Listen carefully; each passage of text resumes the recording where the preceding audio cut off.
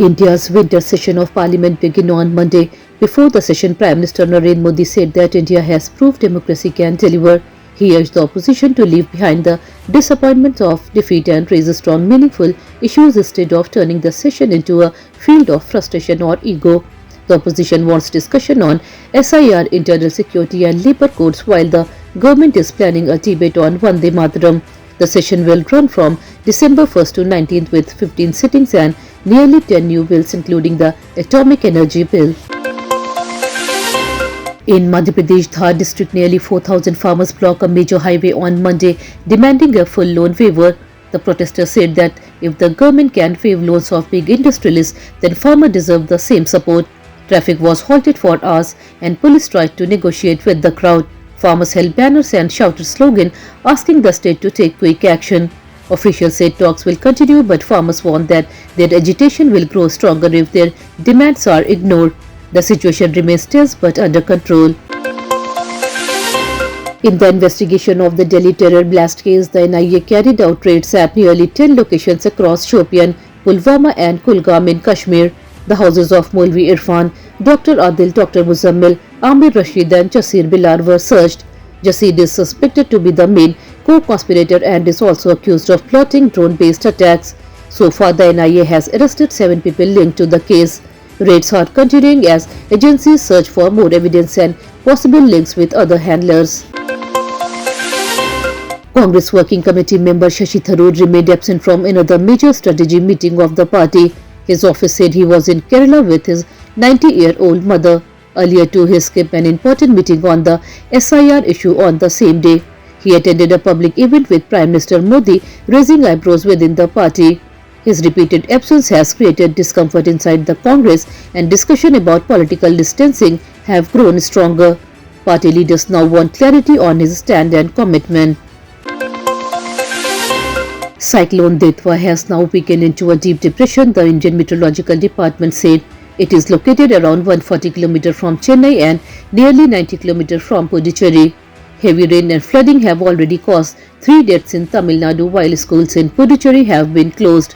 Earlier, the cyclone caused massive destruction in Sri Lanka, where 334 people died and 370 went missing. Over 11 lakhs people were affected and thousands are living in shelter homes. Authorities in South India remain on high alert. A major terror attack took place at the FC headquarters in Nawkundi, Balochistan late Sunday night. After a blast at the main gate, 6 attackers tried to enter the compound. Security forces responded quickly and killed between 3 to 6 militants during the encounter. Another attack took place around the same time at the checkpost in Panchgur district. According to the FC spokesperson, both attacks were carried out by the Balochistan Liberation Army. Security has been tightened across the region. Turkey has successfully conducted an air-to-air missile test with its unmanned fighter jet Kizil Elma. The jet fired a missile and destroyed a high-speed road target during flight. At the time of the test, it was flying alongside 5 F-15 fighter jets. Kizil Elma has a very low radar signature, making it difficult to track. Turkish company Baker has been expanding rapidly in the global drone market, with export worth $1.8 billion in 2023 to 24.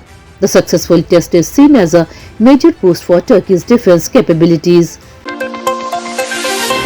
The Pakistan government is considering imposing presidential rule in Khyber Pakhtunkhwa. Minister of State for Law Aqil Malik said that security and administrative conditions in the province have become extremely poor and CM Sohaib Afridi has failed to control the situation. His remarks came after Afridi staged a protest outside Adiyala jail when he was denied permission to meet a former prime minister.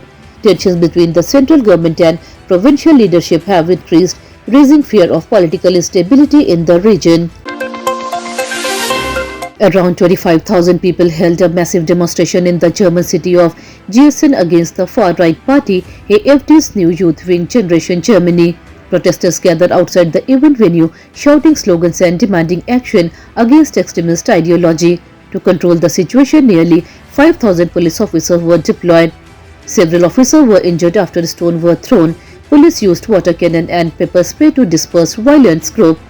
Protesters say the AfD is trying to revive dangerous Nazi-era ideas which must be stopped. The stock market opened on a positive note today as the Sensex jumped 100 points to trade near 85,800, while the Nifty gained 50 points. Investors showed a strong interest in auto, metal and banking shares, leading to a wider market boost. Buying activity increased across major sectors, reflecting improved market confidence. Experts say that supportive economic indicators and stable global cues are encouraging traders. With continuous demand in these key sectors, both indices are expected to maintain steady momentum through the trading session. Virat Kohli smashed a brilliant century, reaching the milestone with a classic 4, and one excited fan even touched his feet from the stand. The match also saw stunning moments, including bravest flying catch which amazed everyone. Bowler Harshit Rana celebrated aggressively after taking a key wicket. Due to heavy dew, umpires changed the ball several times to keep play fair. Fans enjoyed non-stop action and the stadium burst with energy as this moment lit up the match. Madhya Pradesh is facing record cold this season as November temperatures drop lower than expected in many cities. Weather officials say the chill will increase even more in December because cold winds from the north are becoming stronger each day. In Rajasthan, Jhunjhunu and Sikar districts are under a cold wave alert, with residents waking up to icy wind and very low morning temperatures. Himachal Pradesh Rohtang Pass is now fully covered with a fresh layer of snow, slowing traffic and adding more winter chill to nearby regions. Overall, northern India is preparing for a harsher winter ahead. That's all for today's bulletin. We'll be back with more updates next time. Until then, this is Tamanna Rizvi signing off. Have a good day.